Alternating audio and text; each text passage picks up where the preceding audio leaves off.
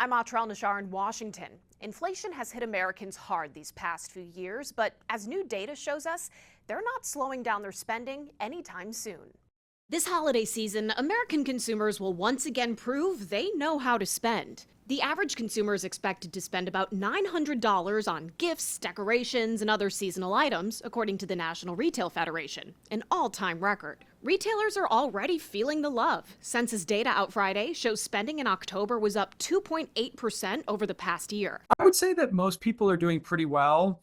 They don't always feel that way, understandably so. Prices have gone up 20% over the past 3 years, and wages have only gone up 17%. For many, that's where credit cards come in. According to the New York Federal Reserve, Americans now owe $1.17 trillion in credit card debt.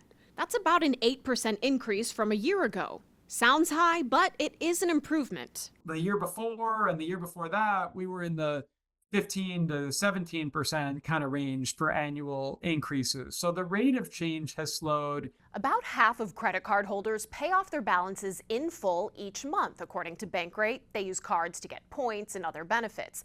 But for those who don't and are racking up debt, interest rates can make it a tough hole to dig out of. We think about the average credit card balance, which is up to $6,400 now.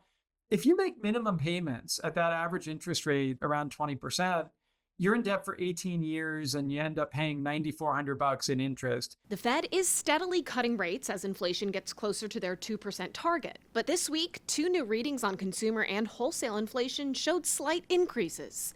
Members of the Fed weighing in on an uncertain future ahead of their next meeting in mid-December. I certainly wouldn't take another ease in December off the table. But again, we're not on a preset path. Ultimately, we're going to get back down to 2% inflation. It may take a year or two to get all the way there. The American consumer has proved resilient through it all. Frustrated, but resilient as they head into another holiday shopping season. In Washington, I'm Atrel Nashar reporting.